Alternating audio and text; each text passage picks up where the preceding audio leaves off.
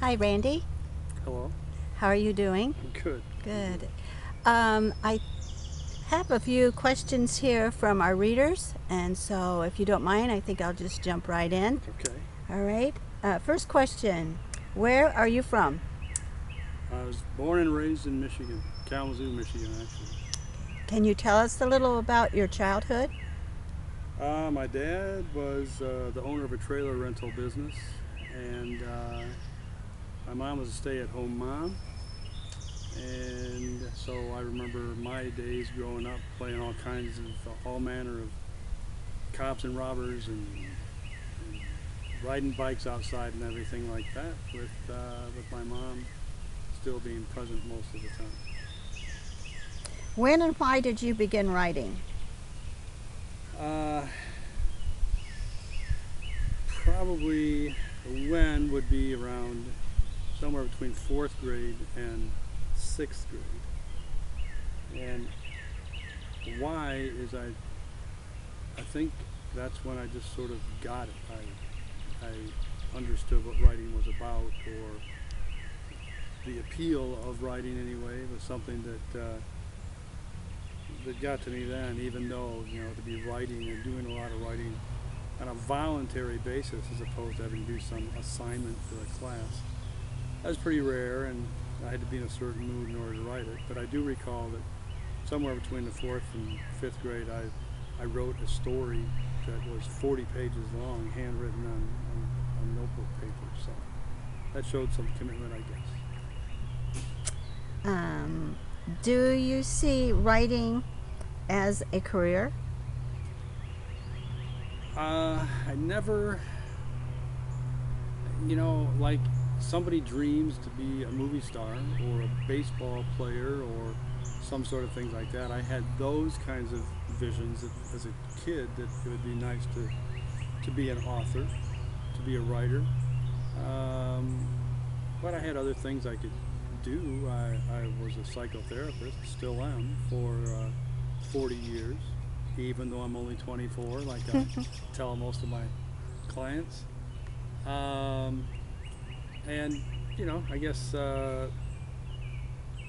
somewhere in there, I began to see that it was a possible thing to do, and I measure that also with the fact that writing is a kind of a form of insanity in a way. You end up spending long hours writing to make sense of a world that you almost would rather create other worlds because you have some control over them, as opposed to living in the world that you live in because you don't have so much control over things there. Who is your favorite author, and what is it that really strikes you about their work? Had a lot through the years. I think there's in the genre that I write a lot. I certainly was influenced by Stephen King and Dean Koontz a lot, Anne Rice. Before them, probably J.R.R. Tolkien. Um, People who wrote, maybe things, Alice in Wonderland, some of those kinds of things. I always liked those kind of stories for whatever reason. There's other stories I like too, don't get me wrong, but those ones just always seem to be ones that if I was going to make up childhood plays or something, or tell a story, I would usually go to that area and start telling something. What inspired you to write your first book, the one Asylum Lake? Well, Asylum Lake is actually my third book, but it's the first one that I felt solid enough about to put it out there. The first one was really not bad for a first attempt, but you write your second one and look back at your first one and go, oh, man, I can't believe I thought that was good, and then you write your third one and look back to your second one and go, oh, and I thought that was good. I think a certain feeling, a feeling of command, a feeling of all your resources being used under your control, and feeling like you're one with what you're writing. Um, I felt that with Asylum Lake. There's just some times when it just would roll. It had a life of its own, and that didn't happen too many times during the first two books. Is there a message in Asylum Lake that you want your readers to grasp? Well, mostly it's written for entertainment. It's um, as far as any deeper message, of course, I like to underline things like sticking together, defending each other, caring for each other. I also really love not being able to always count on people. I'm going to count on yourself, and I like throwing things in there like the weirdness of things, like Asylum Lake has people in it, as I usually say when I've written a little forward for the book or whatever. There are people in there, that are some that you wish you could get closer to, and others that you don't ever want to meet. Do you have a specific writing style? I am definitely a seat of the pants kind of writer. I can have a general idea, but I could take a couple of ideas, throw them into a jar. If I wrote them down on a piece of paper, just pick one. I could go with that. I don't always know that it's going to end up well, but usually I'm pretty good at thinking on my feet. I've been a storyteller for a long time because I found that was easier than writing as I was growing up. So around campfires and kids all gathered around, and I make mention I've made mention before about being a teacher, a substitute teacher. And man, when you go into a classroom, you're not really seen as a teacher by the students, and you're not really seen as a teacher by the other faculty, understandably.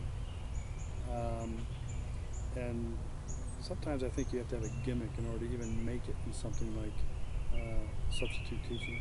And I would go in there and introduce myself, something like, I'm Mr. Ailes. I actually grew up around here, about a mile down the road. There's an old farmhouse, and I'd go off into some story that before they knew it, they were all like hanging on, and then I'd sort of bring it to a stop, and they'd go, well, come on, and I'd say, if you want to hear the end of the story, you got to get your work done, and don't make it a hard thing for me to do. Let's just all get along. Let's get the stuff done that we need to do, and at the end, I'll finish it up for you. So that was my form of classroom management lots of times. Very good. Lastly, do you have anything specific you want to say to your readers about Asylum Lake? Well, I intended Asylum Lake to be a ghost story like they used to be, not things that are all about having something clamped on your head and someone slowly turning the screw or whatever, like a lot of the movies that they have out today. I wanted to be something where the old kind, where if you're camping out and someone could go, I wonder what the McLennan place is like. They say it's haunted, and you just would start saying those kind of stories. It's more like that. I had a very kind of rough idea about some elements of it, and I knew what I wanted. I wanted to have a ghost story like that, but I didn't have it all thought out, and I kind of started off with a struggle in the raging storm, and then somebody else in that same storm somewhere else hiding with their daughter in a boathouse, and sometimes that's all I knew of where the story was going until I got to that point and something else came up. So that was definitely a book where I was the first reader, I guess. And so I would say about Asylum Lake, it's pretty good. I put a lot of time into it. If you're looking for edge of your seat stuff, read it. Well, thank you, Randy, for your time. And as your other books come out, we will be bringing forth more questions. Thank you again. Thanks.